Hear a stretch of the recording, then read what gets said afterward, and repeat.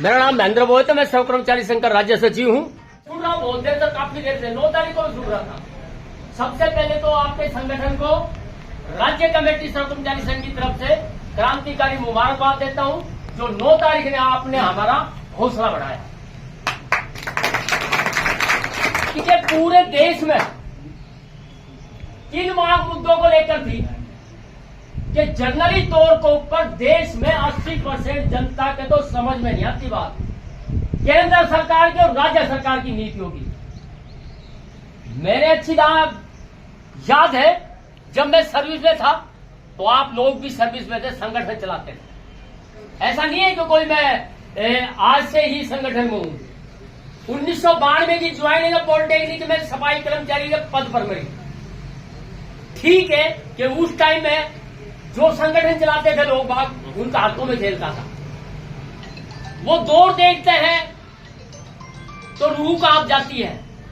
वो आदमी बैठे आपके बीच में, वो शख्स है जो गद्दी पे सीट मार पे यह कहा करते हैं कि बंसीलाल की मकरोड़ और सड़क का मोड़ काट के छोड़ेंगे। वो दौर था, भूल जाते हैं हम जब वो दौर आता है। ए भाई का हाथ मजबूत करो, एक भाड़ का हाथ मजबूत करो। भूल जाओ जब कि अपना भी हाथ को ही मजबूत करो। देखा है मैंने, संगठनों ने ऐलान किया था शुरुआत में, जब 11 साल की बात कर रहे साथी, मेरे से सीनियर साथी, भूल जाते हैं जब 11 साल पहले की बात है। सर्व कर्मचारी संघ ने ऐलान किया था कि गुजरात मॉडल है क्या बीमारी, है क्या गुजरात मॉडल। मानते नहीं थे लोग बाग कर्मचारी, और आज भी है, आज भी है। इस कारण में जो साथी बैठे हैं वो हमारे संगठन को देख के गाड़ी काटते हैं, जब इकट्ठा होते गाड़ी काटते हैं, क्योंकि अपने बीच में वे काली भेड़ है। वे काली भेड़ है अपना बीच में 2018 का बाद से। जो 10 बड़ी ट्रेड यूनियनों की बात कर रहे हैं सीनियर साथी, वो एक मंच के ऊपर है। देश में एक ऐसी बीमारी है जो अलग पायदान पर है, उसको भी समझना पड़ेगा साथियों। सॉरी बुजुर्ग पिता तुल्यो, मगर कहने का मतलब यह है कि उसको भी समझना पड़ेगा। वो लोग बाग आज, क्या भी लोग बागों को पेंशन नहीं चाहिए? क्या उन लोग बागों को 8वां पे कमीशन का लाभ नहीं चाहिए? वो कहते हैं कि नहीं, सरकार बहुत बढ़िया काम कर रही है। उनको भी समझना पड़ेगा अपने बीच में। जब दौर आता है तब भूल जाते हैं, जब जातिगत तौर पे वोट देते हैं, अपनी मर्जी का वोट। कर्मचारी को कम से कम डाले कि कर्मचारी के हक में सरकार है या नहीं है। ये नीतियां कर्मचारी के सरकार के हक में ही नहीं है। हाँ, दोष दे सकता हूं संगठनों को, रिटायरमेंट कर्मचारी दे सकता है रिटायरमेंट संघ को, रेगुलर एम्प्लॉय दे सकता है सर्व कर्मचारी संघ को, महासंघ को, एक्ट को, और किसी को जिससे भी एफिलिएशन है। मगर नहीं, उस टाइम तो ये देखते हैं कि ना भाई मेरा गांव का वोट गिरा ना, साथी ठोक के। और भर्ती पेटी करा क्या है 10 से 3 योजना में। आप देखो, आप अपने देश की प्रदेश की बात करके देखो, किसी भी एक विधायक ने या किसी भी एक मंत्री ने विधानसभा में क्या कर्मचारी की बात उठाई है? ये अपनी ताकत है जो यहाँ प्रशासन को मुट्ठी भींच के रोक लेते हैं। इस बात को भी समझना पड़ेगा।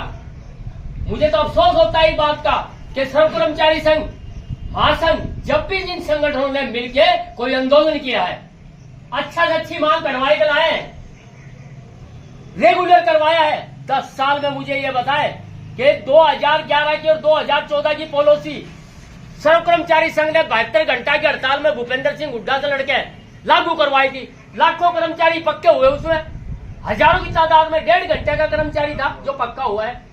क्या वो मच्छर घट गया या वो आदमी का जमीन घट गया? नहीं, वो नीतियां बदल गई।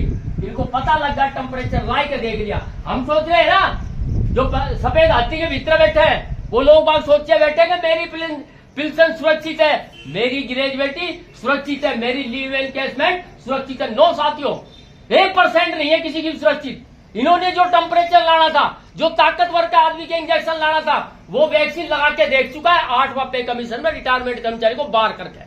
जो इनकी बहुत बड़ी मंशा है, सारी केंद्र सरकार की और राज्य सरकार की एक बहुत बड़ी मंशा है, जो एक बहुत बड़ा पैसा रिटायरमेंट कर्मचारी संघ को जाता है।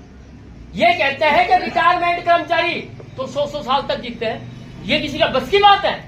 कितनी बेहुद्दी बात है बताओ।